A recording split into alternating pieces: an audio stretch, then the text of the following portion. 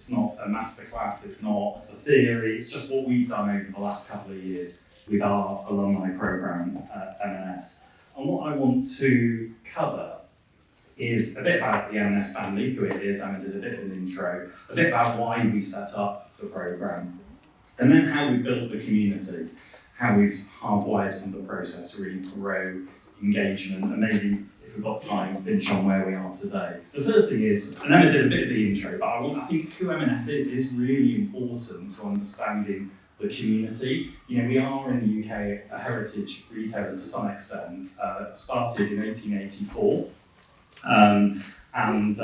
by Michael Marks, and we then ventured from early style in Leeds in the United Kingdom, from a penny bazaar into the multinational retailer that Emma talked about. Fashion, food known for our innovation, our freshness and quality, and an affordable fashion on the clothing side. But right now we're going through a transformation, and retail is not, as a few experts in the room can joking, people who know the retail environment in the UK, it's been tough, and no one's got a right to survive in retail at the moment in the UK.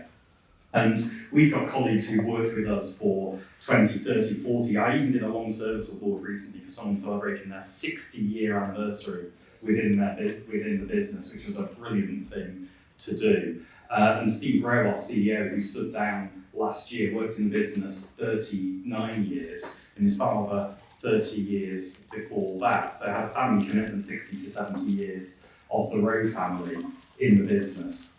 So we have this kind of huge heritage and legacy that we want to keep hold of, we're proud of, there's an inherent pride in the business. But also we have a lot of new people coming in. I mean, I'm kind of in that group, I've been there 2 years, but we also are a retail business. We have a lot of transient quick workers coming in for a few months, coming in for seasonal work. So there's a real variety of audience that we have. And we want to kind of bottle that and find that pride. So in terms of what we set out to do, I think the best thing is like the soft and the hard aims. And the soft aim is really obvious, and I think other people have spoken about it, this community of colleagues for life.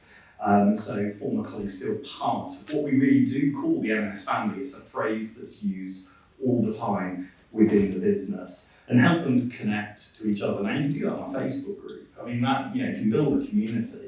But actually, what we wanted is a way that you could do that where we control it, where we can access it ourselves, and we can then help steer the conversation and access it, because individual Facebook groups have popped up all over the place. Individual stores, people who worked in Oxford Street in London set their own up, but we couldn't access it, we couldn't see the conversation, we couldn't harness the power of it. But I think the next bit, which is supporting the business transformation, really came from our chairman, and we've talked on the panels about, you know, the importance of board or C-suite involvement. And I think there really was a strong view from the leadership of the company 2-3 years ago, and Amber, I think you were involved in some of the conversations, that as we transform, as we want to grow, you know, get to a growth mindset in the business, we need to call on every single resource we've got. And the elements of the business are a big resource of the business. They're people who know what's our customer base, they know our product, and there really was a hard reason to get people to give us honest feedback. You know, we really believe in honest two-way feedback. One of the things I've set up for our new CEO who's called Stuart, is Steve called Straight to Stuart, where anyone in the organisation can get straight to Stuart with an idea to improve the business, and he'll get back to them within 3 days. And we've had nearly 10,000 ideas in the last year, of which 200 have got a yes. And that's the kind of culture that we're trying to do in the organisation. We want to also have that with our colleagues who've left, who've also got feedback on the products they're seeing being put out there, the fashion that we're putting out, the quality of the food that we're putting out. And we also need to recruit, and you know, the cost to hire in the UK is very high. The fight for frontline retail talent is very hard, and especially at the time of Christmas, where we're bringing up to close to 10,000 people in just for a few weeks, that ability to tap into that resource has a real material financial benefit. So, What have we done to really grow the programme? Well, we know we've got tens of thousands of alumni out there, but how do we start to really accelerate the growth from just come and find us? Well, that's the thing we did was hardwire the programme, and this is where Enterprise Alumni really helped us to do this through the system and linking together with our network, making sure that we could operate on autopilot so that when people were leaving, they got the auto-generated email. If they hadn't followed up, we sent another one. If they'd started to register, but then kind of didn't press click or accept, we'd follow them up after a day, then a week, and then after 6 months. So we put in these set bounce process quality points to really follow up with people. We went and put into our call centre for our HR team scripting to remind them when they're talking to people about the offboarding process to pick up and do that. And that kind of works with your office population. But 90+% of our colleagues, and we've got 70,000 colleagues in the UK, 90% plus are in shops, and that's a very different environment where an email isn't going to work. They don't have email addresses to start. I mean, they have personal email addresses, but they don't have a work email address. So what we needed to do was make it a real management task. And in retail, things that are operationalised get done. If it's on a checklist, it gets done. So things we did in store, as well as trying to do emails where we could, was to make sure it's part of the exit interview script. It was part of the notification sent to store managers after Christmas Day to remind them to talk to all the people that they were offboarding who'd been temporary workers over the previous 3 months. And then we auto-batched a big chunk of emails to the 7,500 people who left last Christmas. Now, we did that, and then we had to do it in batches because there were so many. But on the first email that was sent, we got 10% sign-up from that 7,500, which was a pretty good acceleration in our growth. And there's much more we could do. I mean, I'd love to be getting 50% plus, so we should be capturing these. But these people who've come into our organisations had a taste of what we had to offer, and then we can then contact them again the Christmas after and the Christmas after that to ask for them back or come for a career. The other thing is where we can build in data and insight. One thing that we have at M&S is our loyalty program called Sparks, which is a customer-facing loyalty program. Some of you in the room will know about it. If you're not familiar with the organisation, you won't. But we ask at sign-up, and this is a screenshot of the sign-up screen for your Sparks ID. And this means through the alumni app, we can link our alums with their spending pattern. So we get a real insight into them. We also ask them what they think about the organisation, so we asked them for feedback, and I did this screenshot myself, so I gave us a 10 for everything. Because we are great, but it's also for that ongoing feedback. And I'll come on to the data bit and the loyalty in a minute. But we ask through our alumni what they want to see, because another part of growing the community is one, get the numbers up, but then actually what's going to bring them back.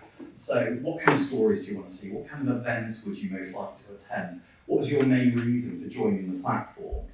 And then we've been able to build the content for the platform and the newsletters and the emails that we do off the back of that. And what came through is, I know you can't read that, so it's very small, but on the left, people really wanted to hear about M&S news first, early, so they don't read it in the newspapers. They do want that kind of throwback Thursday. They like a bit of the nostalgia. There's nothing wrong with that. They like the alumni profiles of people who've worked in the business or they've gone on to do. The events they'd like to do is they want to see behind the scenes. They know they've left, but they want to be able to peek behind and see what's going on in the organisation. And then in the final one, the main reason for joining is because they still wanted to be a part of the business. And they want news and insight first, and be able to reconnect with colleagues. And then that really has allowed us to build the content around those themes. So, these are just some examples of recent stories I pulled off, but, this one I love because this guy, Yinka Ilori, is a fashion designer who actually used to be an M&S colleague and then designed one of our limited edition bags. So again, that was the perfect meeting of an alumni and a business story. It was our most sustainable bag yet. So that went down great guns. It kind of ticked a lot of the boxes. Steve, our former CEO, who's now the president of our alumni network. So again, it's using the leadership, and Steve was famous in the organisation, so using him and giving them the chance to hear directly from him in his 39-year service went down really well. And then I've talked about long service, because I love long service and the great heritage of people in the organisation. But I couldn't come all the way to New York, as Emma was saying, I was talking to Phil earlier, without talking about Percy Pig, who is one of our biggest brands at M&S, and I think we sell 400 million Percy sweets or candies a year. I think that's 10 a second in the UK. But Percy, as a brand, celebrated his 30th birthday last year. So actually, not only was that a throwback, kind of nostalgic thing for a lot of alumni to recognise and celebrate, we also did a great story about the people behind Percy. So we did a video of Percy dressed like that, going around the office interviewing the people behind his brand. And that went down an absolute storm with alumni. So again, it's the meeting of two things, the behind the scenes, but also that history of something that's an iconic brand. And that is actually the plaque on our office in London, the little pink plaque where Percy lives. And then I came back earlier to talk, I'll come back to what I said earlier, is taking the loyalty details for the Spark scheme. We asked them for their individual membership number, and that allows us to really give direct perks and treats to members of the platform. So this was just from last week actually. We're sponsoring what's called the Barcode Festival in London. I think it's like a tiny Coachella or something like that. It's like a music and food festival or something that we sponsor. We have free tickets, so whenever we do something like that, I always try and give some away from colleagues, but I always save some back for the alumni network as well. And that means we can go on and we can give things away, can comment on this, but then at moments in time, whether it be Valentine's Day, we can give people free chocolates. They get a code directly to their loyalty app so they can go and redeem it in our store as a thank you for being part of the M&S family.